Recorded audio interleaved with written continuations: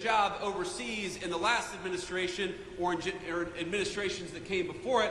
What they also did at the same time is they allowed those cartels to come in to our country and take advantage of our communities. So what the working class families tax cut does is, yes, it gives you more take-home pay.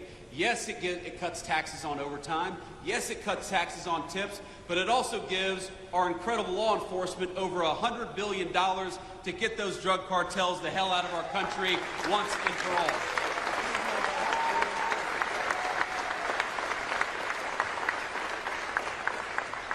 It's very simple. Donald Trump's Republican Party wants very simple things for this country. We want you to be able to earn a good living in your community. We want you to be able to walk down a city street in broad daylight without getting mugged. We want you to be able to take your family out to a nice meal wherever you want to without the fear of violence from criminals, whether they're domestic criminals or international drug cartels. If you work hard every single day, you ought to take as much of your hard-earned pay home as possible.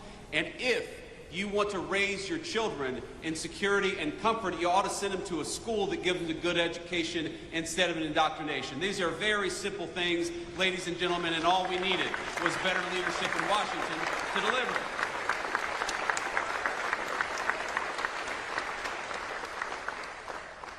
Now, Representative Van Orden will tell you this, but if you didn't know, that it turned out that we didn't get a single Democrat vote for cutting taxes on tips, cutting taxes on overtime, or increasing the child tax credit.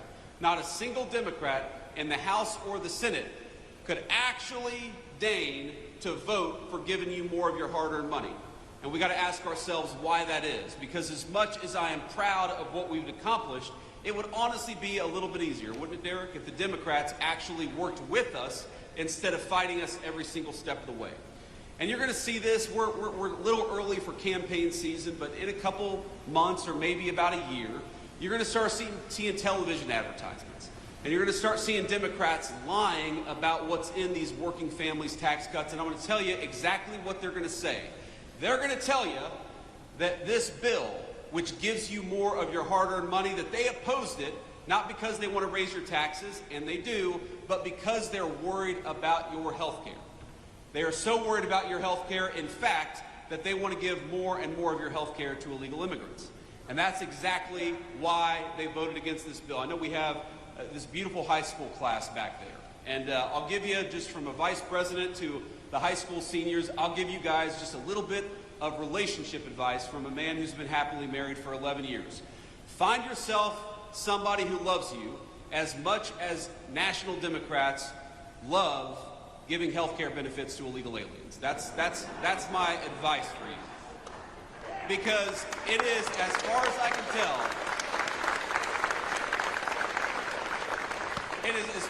tell, the reason why the National Democratic Party exists. Do you know that this bill makes tens of billions of dollars in investments in our rural health care infrastructure, which was falling apart under the last administration?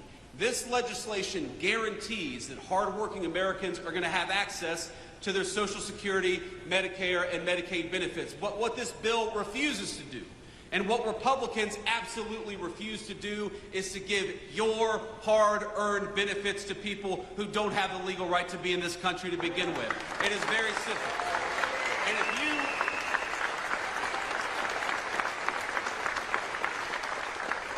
And if you want to protect the people's benefits, if you want to protect rural health care, if you want to make sure that whether you live in a big city or a small town, you have the ability to go and see a doctor, and that is exactly what we want to do, then the first thing you ought to be doing is making sure that the people who get federal health care benefits actually have the right to be in this country in the first place. That is the first and most important step.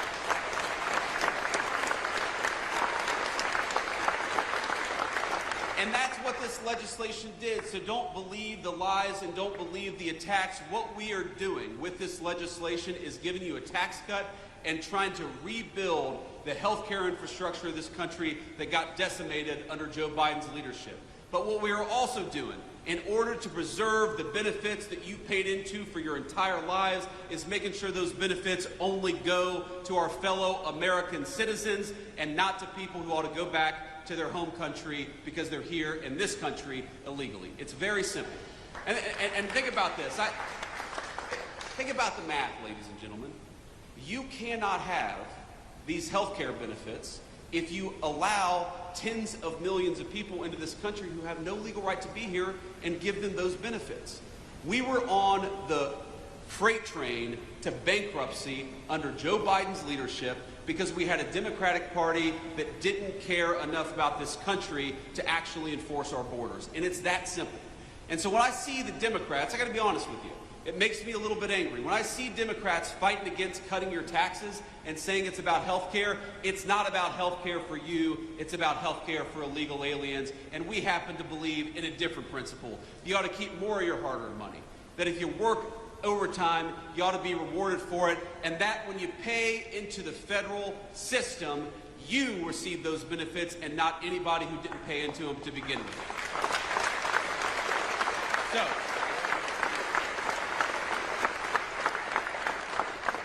let me say just a couple more things, and then I'll hit the road, but maybe I'll take some questions. Should we take some questions from the fake news, ladies and gentlemen?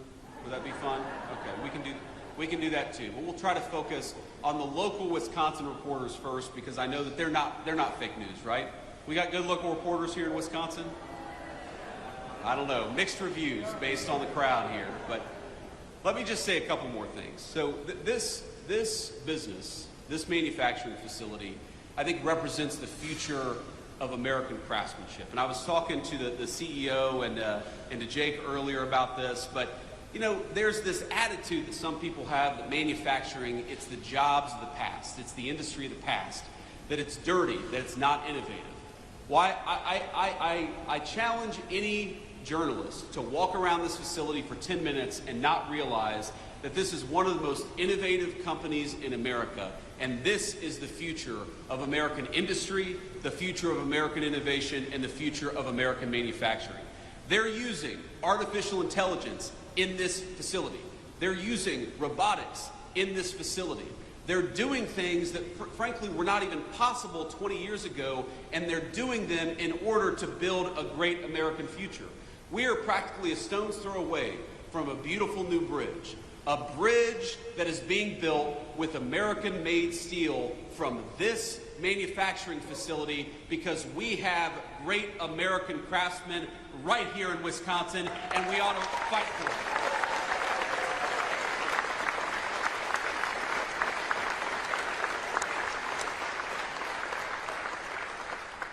And I know the people out in the crowd, the people standing behind me, there are stories of proud work being done every single day. There are stories of a good wage being earned that allows these folks to support their families.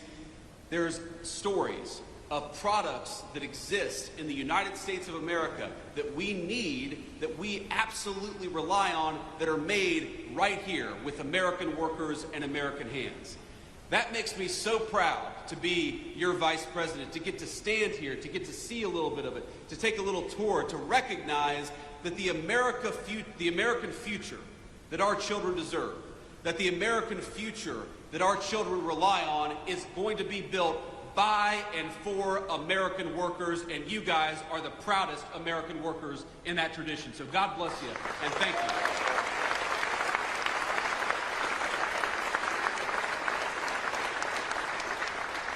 And these guys, they're proud of what they do. They're doing something amazing. They're doing something that can't be done almost anywhere else in the world. They're earning a good wage in the process. This is what makes America great. And I love my papaw. I said he was a union welder for 42 years. He was a proud man. He was a hard-working man. But my papaw, before he died, he used to tell me that, you know, he didn't know that American manufacturing was going to be as strong in the future as it was in his time. And again, I love my papaw, but I think that's the wrong attitude. American manufacturing must be as strong in the future, or America's future will not exist without it. Do you think that our kids are going to have a future if we rely on foreign countries to make everything that we need? Do you think we're going to have a future if the pharmaceuticals that we put into the bodies of our children are made by a foreign adversary? Do you think we have a future if we can't even drive over a bridge without asking permission from some foreign country? That is no way to build a future. The way to build a future is with American workers, and I'm proud that in Wisconsin that's exactly what we're doing. So God bless you all.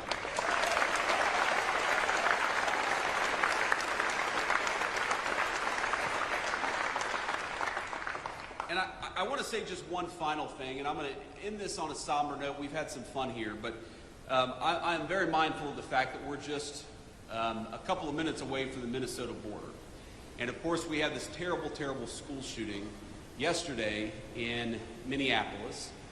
And I imagine, like a lot of you all, it hits pretty close to home, very personally, because though you may not know anybody who's affected by it, I think a lot of us know people who've been taking their kids in the last couple of weeks to their first day of school. And in fact, my son, my little 5-year-old, I love him so much, and if you're watching, buddy, Daddy loves you. He started his first day of kindergarten just 2 days ago. And again, we're very proud of him, and we love him very much, but I know that there are a lot of families who were in their first week of school just outside of Minneapolis, and that was pierced. That incredibly pure and wonderful moment was pierced by a very vicious and a very evil person. And so I just want to say a couple of things. The first thing that I want to say is, remember, we're an American family. And the people who lost children, they are your fellow Americans. And those children who lost their lives and lost their future, they are your fellow citizens. So think about them and say a prayer for them. And remember that they are as much us as our neighbors right here in this wonderful community in Wisconsin. And the thing that they need most of all is they need their fellow Americans to reach out and care about them. And I know that every single one of us is going to do that. That's the first thing that I wanted to say.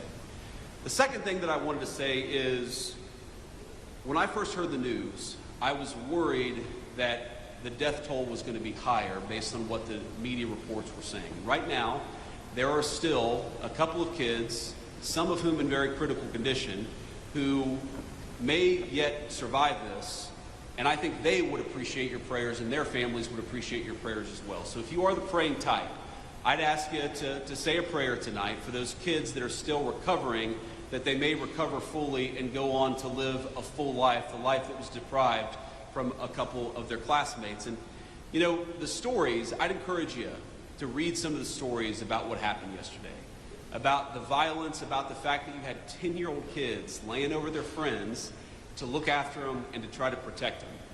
And while yesterday was an unspeakable tragedy, I'd ask you to remember that we also saw the very best of the United States of America. And to every person who protected a friend, to every first responder, to every paramedic who made it so the death toll wasn't higher, we love you, we're proud of you, and we'll never forget the great American spirit that you showed yesterday.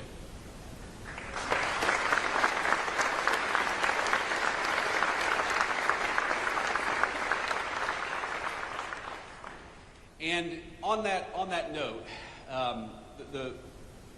there's going to be a time for politics, and there's going to be a time to figure out how to prevent this stuff from happening, how to make these shootings less common in our country. And I'm not going to speak about that now, but I would encourage you, the First Lady, Melania, who really has a very big heart for children, obviously as a mother herself, she put out a statement earlier today that I think is really worth taking a look at, because this happens too much in our country. And if you look, we really do have, I think, a mental health crisis in the United States of America. We take way more psychiatric medication than any other nation on earth, and I think it's time for us to start asking some very hard questions about the root causes of this violence. And I'm going to be part of that, and the First Lady and the President are going to be part of that, but that's going to be an American conversation that we're going to have together. But before we have that conversation, if you are the praying type, I would ask you to join me in prayer. I'm just going to say a prayer for the two little kids who lost their lives yesterday. And this is a prayer we say a lot in my church, and I've always found it very meaningful. It's very short.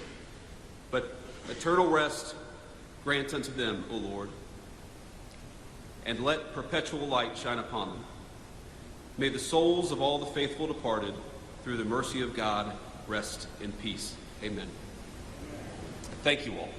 Now with that, I will take some questions from the reporters, but again, thank you all for having me, and thank you all for indulging that moment. I think it's important for our fellow Americans to know that we're reaching our arms around them and we love them, and you guys gave me the opportunity to do that, and so I'm grateful for it. God bless you. Questions?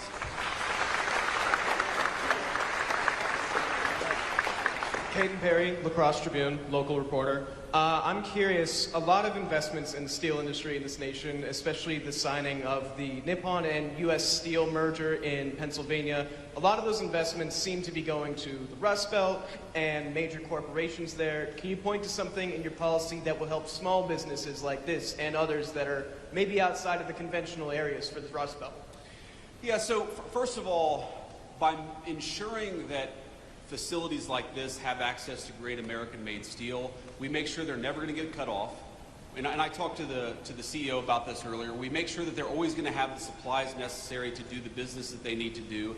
And that's a very important thing, because as we learned during the COVID pandemic, when you rely on foreign countries to make your critical supply, sometimes those foreign countries don't work. You can't depend on them. We can depend on our fellow Americans, and that's why it's so important, big corporation and small, to bring this stuff back to the United States. But you ask, what is going to help this small business? Well, first of all, the workers here, when they work an overtime shift, are not going to have to pay taxes on those overtime hours. That's going to help the workers and consequently the business right here in this facility. But also, you heard Secretary Burgum talk about this earlier. When a plant like this makes a big investment, we want to make that pay in the tax code. We don't want to penalize them for investing in American workers and American production. And the working families tax cut, you know what it does? It completely accelerates depreciation, so that when they make a big investment, when they buy a big amount, when they buy a big new facility or they buy a big new piece of equipment, they can immediately benefit from that in the tax code. And it's such a reversal from what we've had in this country for 40, 50 years, where we would penalize companies in the tax code for building and making in the United States of America. Under President Trump's leadership, we're rewarding companies in the tax code for building and making right here at home. Next question. Good afternoon. Charles Benson with TMJ4 out of Milwaukee. As you know, the President this week signed an executive order around the National Guard. And so I'm curious if you can give us some more detail on that, wanting the National Guard members to be available for rapid mobilization and establish a quick reaction force. My question would be, would that quick reaction force be deployed to help with day-to-day police work, and would a governor, like the governor of Wisconsin, have the option to say no to any deployment nationwide? Well, let me say a few things about this. First of all, the principle at stake here is very simple. Americans ought to feel safe on American streets. How many of us...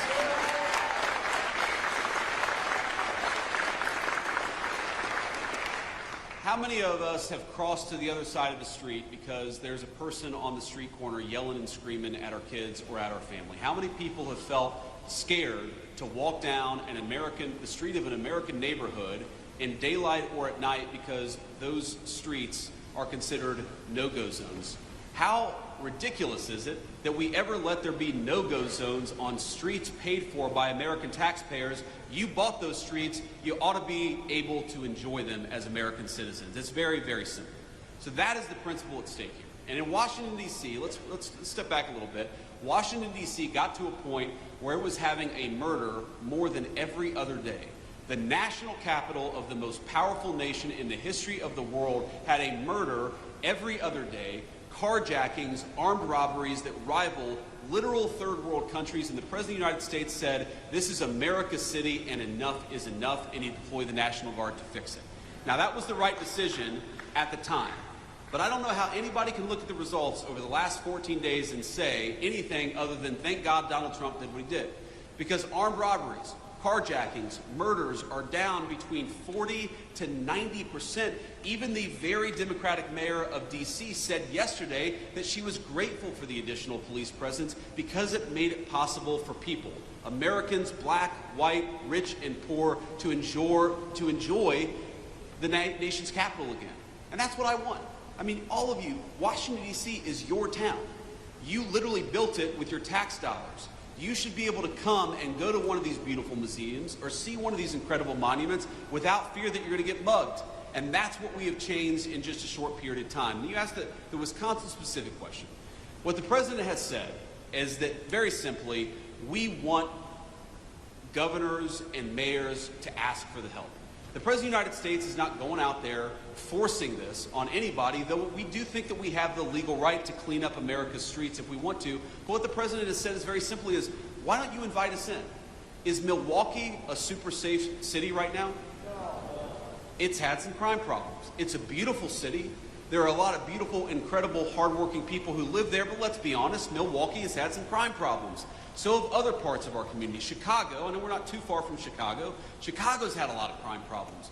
Why is it that you have mayors and governors who are angrier about Donald Trump offering to help them than they are about the fact that their own residents are being carjacked and murdered in the streets? It doesn't make an ounce of sense.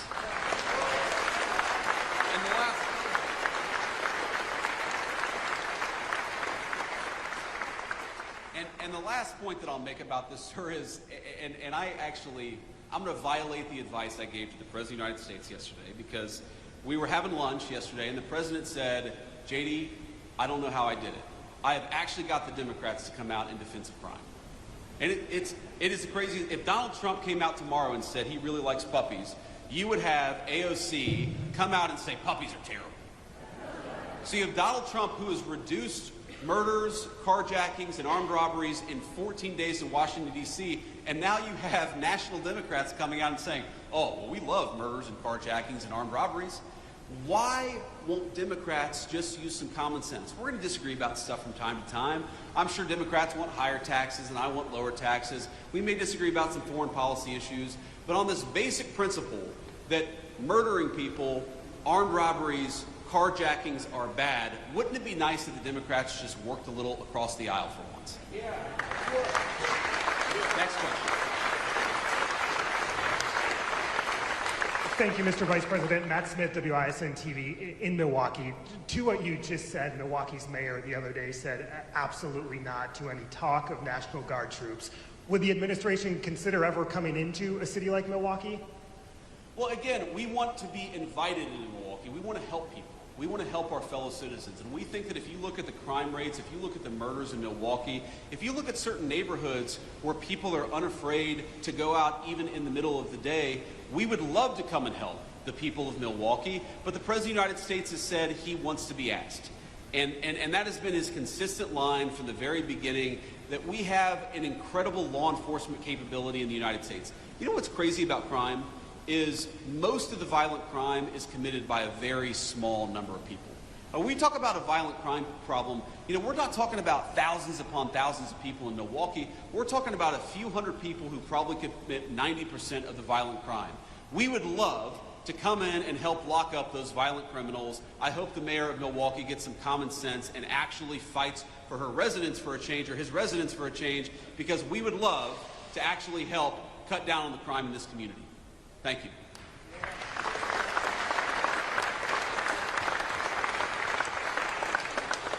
Good afternoon, Anthony DeBruzzi, Spectrum News, Wisconsin. Sticking with Milwaukee, but a little different.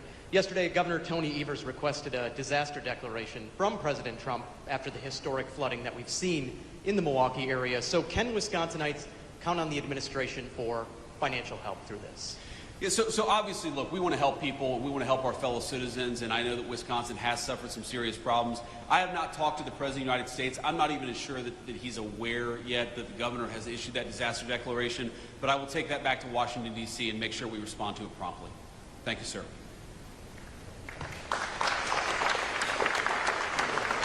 Hi, Mr. Vice President. Daniel Gomez, WEAU in Eau Claire, Wisconsin. So I see that you've been touring around the country, visiting congressional battleground districts. No different here, Wisconsin's third. You're here also garnering up some support for Derek Van Orden. So my question here is, can we expect you again next year when we actually get to the midterm elections? And will you also address other issues in Wisconsin's third district, which include agriculture, childcare, healthcare, and all these other things that impact rural, hardworking, working class Wisconsinites here? Of course. Well, do you all want to have me back next year? Is that okay?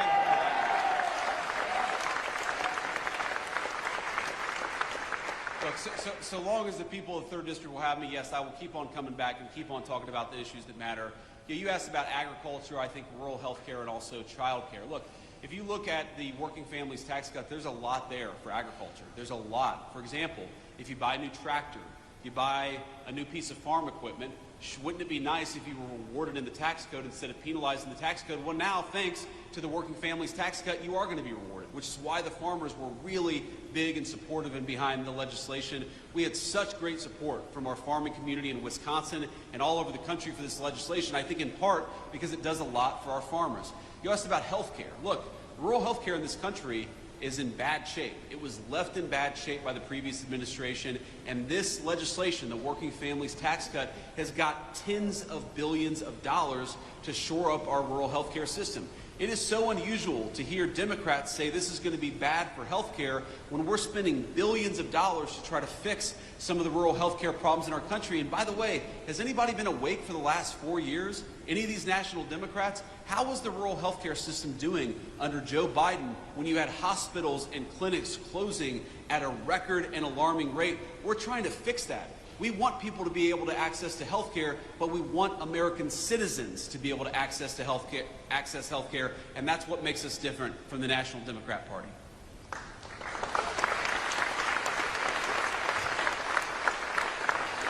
And I'll take maybe a couple more questions, then we're going to hit the road. Hi, thank you so much for taking questions from us. My name is Laura Schulte. I'm a reporter with the Milwaukee Journal-Sentinel.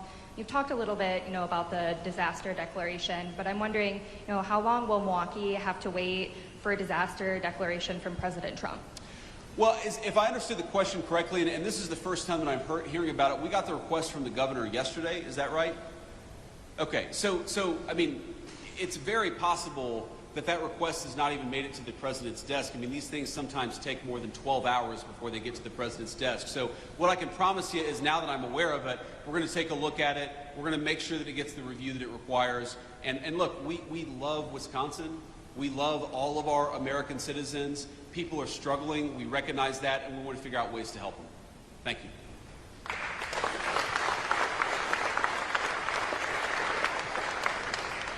Mr. Vice President, Adam Roberts, News Radio WTMJ, also out of Milwaukee. A follow-up to that question as well. I know that you still have time to make this decision, but can you explain why President Trump or yourself did not tour the southeast Wisconsin area like was done in Texas after their historic flooding?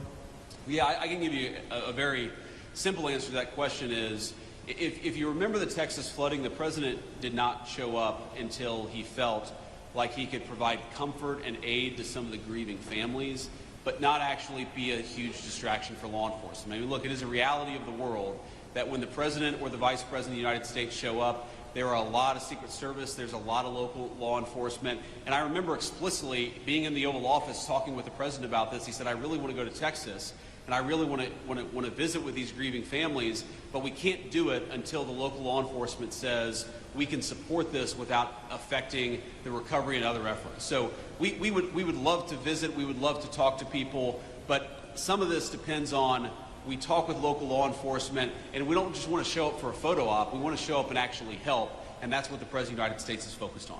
Thank you, sir. And I'll do one more question before we hit the road. Jeff Murdoch, The Washington Times. So there are plenty of people, there are scores of people still in jail that have been pardoned under President Biden's auto pens. Do you think they should be released from prison? Well, I think that there's something weird about this auto pen, which is that you have a guy who even some of his own staff members said did not have the mental faculty to be president of the United States, okay? While at the same time, he allegedly signed a bunch of pardons, which we now know were signed by the auto pen. I think it raises a very difficult question about whether those pardons were actually legitimate in the first place. I mean, think about this. How can you sign a pardon? How can you engage in presidential conduct that's binding if your own staff members are saying, well, this guy wasn't exactly fit to be the president of the United States? So look, I'll let the courts figure this out. As the president of the United States has said, President Trump, we always follow the court orders and we always try to work with the courts. But I think the American people, far more than whether this pardon is thrown out or that pardon is thrown out by the court, let's step back and ask ourselves, how is it that the American media and senior members of the Democratic Party conspired to hide us from the fact that the President of the United States wasn't fit to do the job? This is about more than politics. This is about more than policy disagreements. This is about if you get a phone call at 3 a.m. and there's a national security emergency, does the person who's answering the phone have the mental ability to do the job? And if the answer is no, then all of us, Democrat, Republican, and Independent, have been defrauded. And I think the Biden presidency is a big, fat example of the American media defrauding the American people.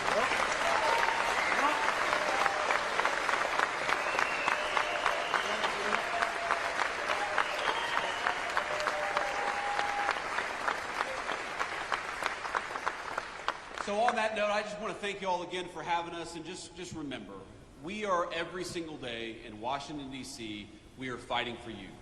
We're fighting for your jobs, we're fighting for your wages, we're fighting for low taxes for you and your families, we're fighting for rural health care.